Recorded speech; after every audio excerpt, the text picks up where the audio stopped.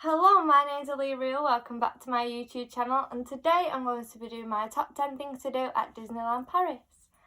So I've been to Disneyland Paris about 4 times now, twice with my mum and family, once on a school trip, and then once with my boyfriend last year.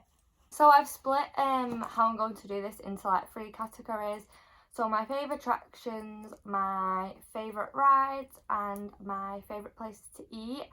I've not tried like every single ride, every place to eat, I probably have seen every single attraction, but this was just like based off what I've done and what I've experienced, and my favourite things as well that like when I go back I look forward to doing. I have probably gone over the top 10, but yeah. My number 1 attraction, which I'm going to say this is an attraction because it's like meeting a character, but it's a princess pavilion, and I really like this because you can plan your day around it, because they'll say like what 2 princesses are going to be in the princess pavilion before you go in.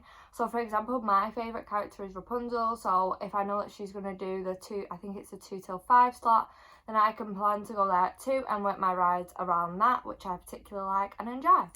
Every time I've been there, it's super nice. They're so happy to take lots of photos for you, and the characters are always super nice. Every time I've been to there as well, I've got to meet Rapunzel, so yeah, I just really enjoy going in there, and it's something that I go back and do every time I go. Second thing, which is like, so basically as well, I class like the parade and the nighttime show as an attraction. Now for me, they are like the number 1 thing that you have to go and do. I know I just said Princess Pavilion is the number 1 thing that I go back and do, but this is like the number 1 thing that I feel like when you go to Disneyland Paris, you've not been to Disneyland Paris if you don't see the parade and you don't see the nighttime show. Like, say you've already been before and you think, well, I've already seen the parade, do I need to see it again? Yes, because they're constantly changing it, it's constantly new.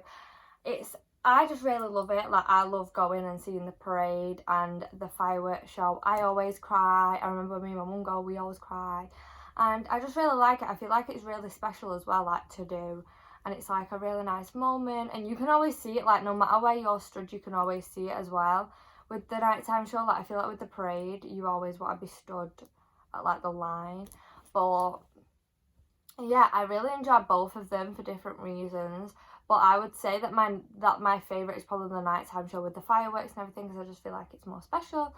But like I say, I really enjoy both of them. If you're going to Disneyland Paris, please, please, please make time for them. They are like the number 1 top thing you need to do. The other thing that I would say as well is if you go for a certain season, like the Christmas season, or there's something new come out, like I know they've done something for the Lion King, I think it was last year, or the Jungle Book.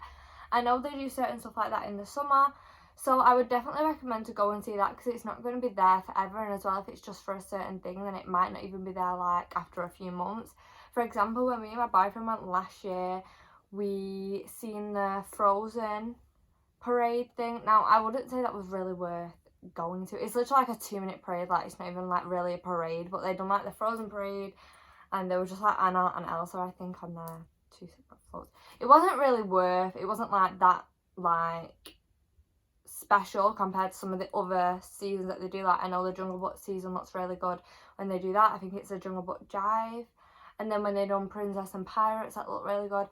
But it was still worth seeing, because like I said, it's not there now, so yeah. And as well, this is kind of obvious, but I've already said 4 things already, and this was meant to be like a 2 thing.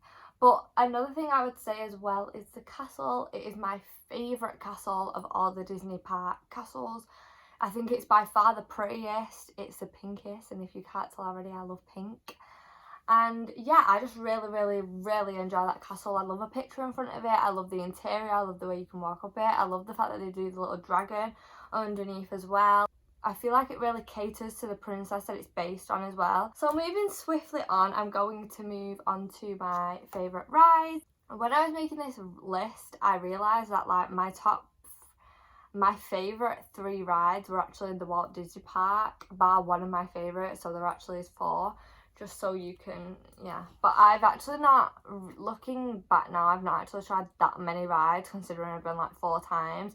And when I do go, I go to like, I always go to Space Mountain, which is obviously in the Disney park, which is like my favourite ride there and like probably one of my favourite rides overall. But my other like favourite rides are all in the other parks was Tower of Terror, Crush's Coaster and Ratatouille. Now particularly if you're going to Disneyland Paris, go to Ratatouille because that is only in Paris, like that is so, like that is specialised to Paris. I know they are building one, I think they are looking to expand that, but I really like it. It's basically like you go through all like the seeds of Ratatouille and it's like you are a mouse, and I just really enjoyed it. I remember going on that with my younger cousin and she really liked it as well. So it's universal for everyone, I feel like. All these rides are pretty universal for everyone except like I don't think you could take like a kid, like a younger kid on Space Mountain. But definitely Crush's Coaster is definitely universal. I love that. One of those where you follow it for a story, but it's also like a bit of a roller coaster. So I like the fact that they mix and match both. The only thing about that is the wait for that is so long, and you will not get a fast pass for that unless you are in on the dot. Like, so I would recommend if you do have like the early access where you can get in that hour early, I would recommend to do Crush's Coaster in that, and maybe Space Mountain, but Crush's Coaster always has the longest queue. When me and my boyfriend went last year, Tower of Terror didn't have that much of a bad queue. I know we did get a fast pass for it, but I think it was only 40 minutes anyway compared to like Crush's Coaster, which was a 90-minute wait. So that's what I would say about that. Yeah, so that was my favourite rides. As well, to do with the rides, I really want to try Buzz Lightyear, and the reason I haven't included it is because every time I've gone, it's closed for refurbishment.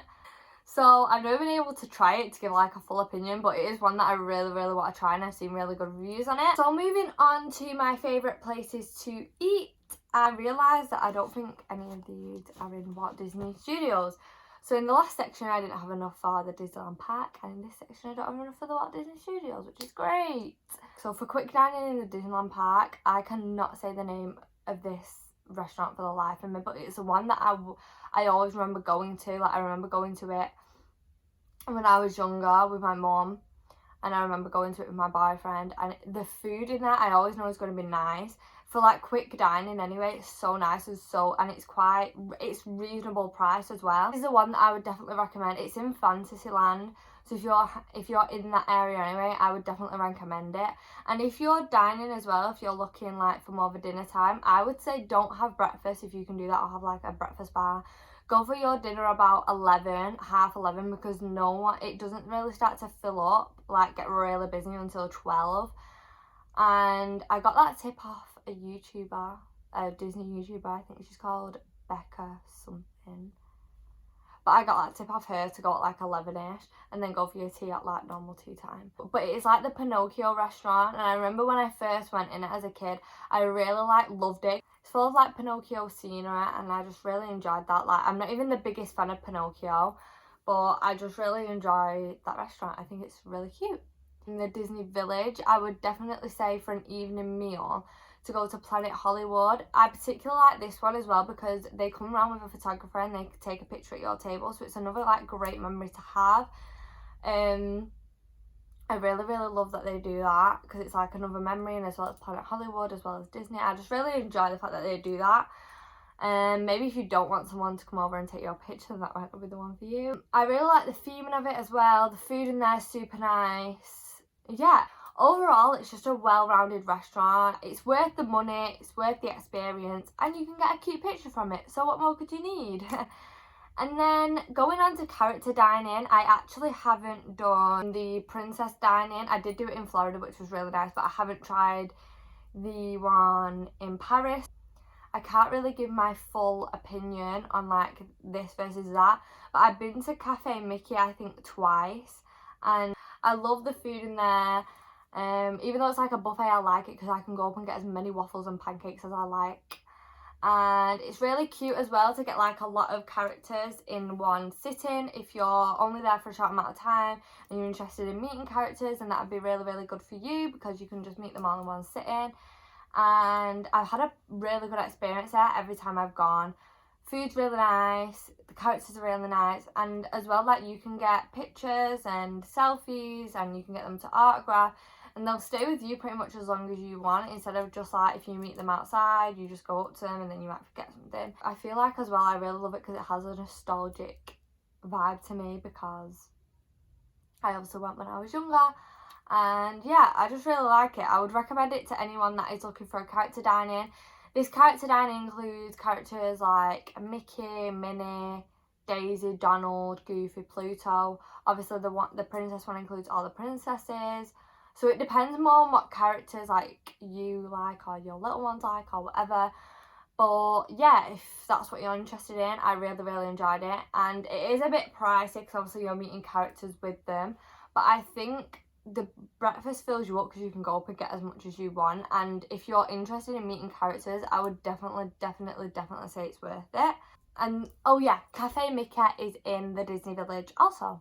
So I didn't really mention Walt Studios. I think I have it in like one place in Walt Studios when I was younger, but I don't really remember it. But one thing I would say to get, if they still do this, is the Olaf hot chocolate whilst it's there. Oh my god, it's the nicest hot chocolate I've ever had in my life. It's so nice. It's got like a banana-y hint to it.